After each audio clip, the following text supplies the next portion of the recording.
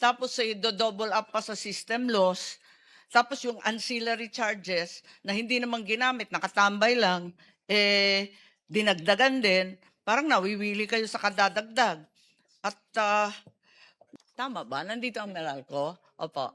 Sige, kung maaring magtanong, kasi maraming report sa amin, hindi lang sa social media, kundi direktang daing, na ang bill shock ay lumalaganap dahil sa Meralco. At gulat na gulat ang mga tauhan kung bakit lumobo ang mga bill nila, yung iba sabi triple pa. Looking at the rates archive of Meralco, generation cost apparently increased 765 in February to 840, an increase of 75 centavos. Bakit? Mr. Generation na to, hindi na ito fuel and so on, or even forex. Generation cost. Ba't lumobo? Yung sa generation cost po, affected din po yan, especially for the April generation charge. Ang pinakamalaking factor was the depreciation of the peso. Yung pag-generate po ng power, kumukonsume po yan ng fuels, and the fuels that are imported are dollar-denominated. Actually po, kahit po yung indigenous fuel natin tulad ng malampaya, dollar-denominated po din yung bayad sa kanila. So every time mag-depreciate yung peso, lumalaki po yung peso equivalent ng cost ng fuel na yun. So Imported din sa malampaya, kahit sinasabing indigenous source. Indigenous po siya, kaya lang yung presyo po niya is in dollars po. Yung isa pang sinasabi niyo, lumaki yung transmission cost from 123 to an increase of 23 centavos. Bakit yung transmission nadagdagan din? Ang pinakamalaki nagpapagalaw po ngayon ng transmission cost ay ang cost of ancillary charges. So Of ito what? po yung Sorry? ang tawag po yan ancillary charge. Ito po yung Ancillary charges. Opo, ito po yung mga backup power generators that NGCP pays. Bakit lalaki? Ah, Hindi pa naman ginagamit. Di ba naka-standby lang naman yan, di pa ginagamit. Bakit kinokobra na sa consumer? So unfortunately, ma'am, I'm not in a position to describe exactly what happened dun sa ancillary cost. We just received the bills from NGCP, and maybe Kaya hinihingi ko nga na i-breakdown to kasi nakakapagtaka. Tapos may system loss charges. Bakit dumami ba yung systems loss? yung system Bakit loss, naman magiging less efficient? Suddenly, sa loob ng isang buwan, 10% increase. May pilferage ba kayo? Lumaganap ba yung pilferage nung uminit ang panahon? Di ko magets eh. yung system loss po, dalawa pa yung component niyan, yung kilowatt hours na nawala, pati yung presyo po ng kilowatt hours na yon. Yung nawala na kilowatt hours, hindi ho lumaki yun. Ang lumaki po yung presyo ng kilowatt hours. Yung presyo ng kilowatt hours, nakabase po yun sa generation at transmission cost. So every time tumaas o bumaba yung generation at transmission charge, Oy, grabe naman. Patong-patong na to. Yung generation charge, may charge na. Tapos do-double up pa sa system loss.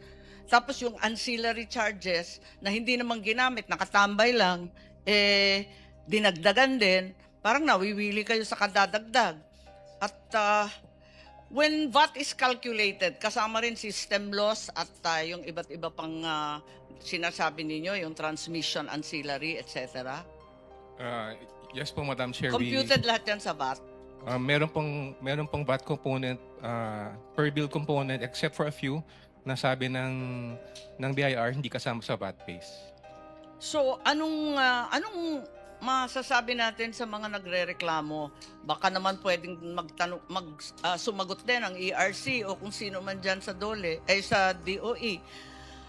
Ano masasabi natin sa mga dumadaing, yung mga households that are recording triple their electric consumption and their bills at a time when electricity sales actually declined? Ang realidad, ang sinasabi lagi ng Meralco ay lumolobo ang konsumo kapag tag-init. Pero pag tinignan ko to, from February to April, lumiit nga yung konsumo eh. From 2.711 billion kilowatts, naging 2.644 billion kilowatts. It hardly supports the idea that higher consumption occurred in the summer. So, what's going on? can we have ERC perhaps explain? Because it's not just Meralco under the gun here. Yung NEEC sa Nueva Ecija, yung iba't iba pang mga co-op, pare-pareho rin na nagsilobo ang kanilang billing. Yes, Mr. Chair, and we state for a fact that yung mga singil generally nagsipagtaasan, brought about by the increase doon sa pinakamalaking component, which is the generation charge. And as mentioned, because yung transmission charge natin, nakabundle pa dyan yung cost ng ancillary service.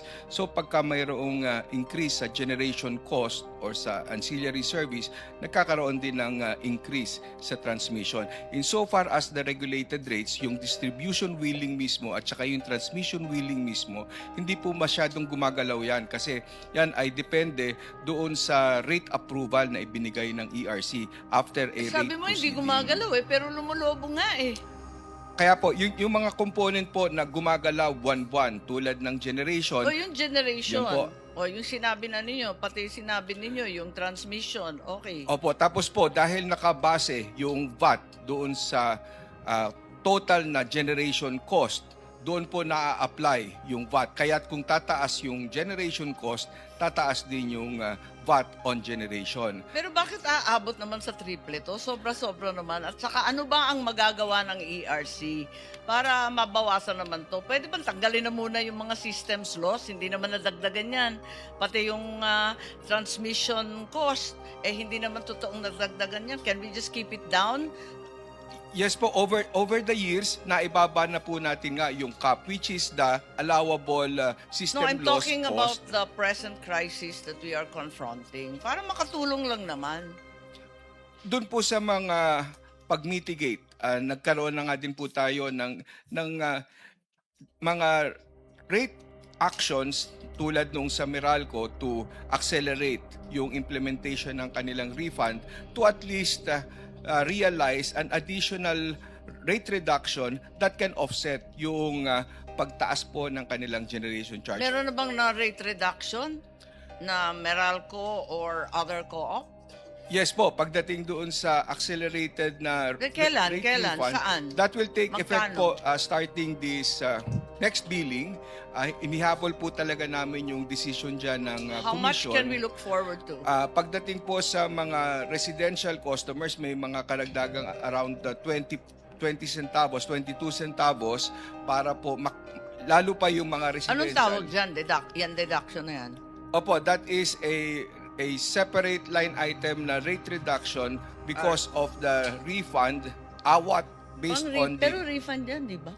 Opo, Oo. rate refund siya brought about by the confirmation by the ERC of the implemented rates of Meralco for July 2022 to 2024 and comparing it with the computed average, actual average, weighted average tariff of Meralco. So yun po yung naging basis kaya siya pinagsoli.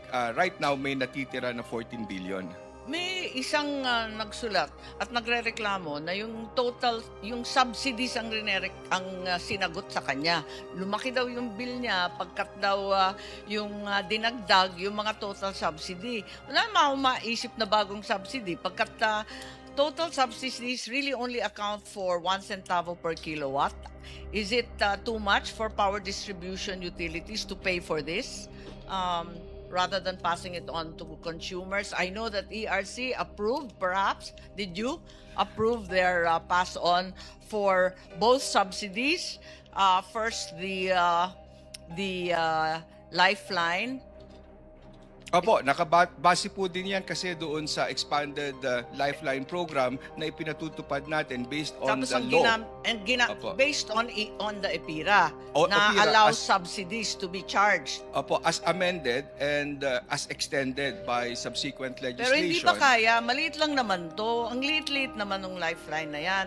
At nasabi nga, 135,000 lang naman, 8 million lang naman yan every month. Hindi ba pwedeng i-absorb na ng Meralco yan?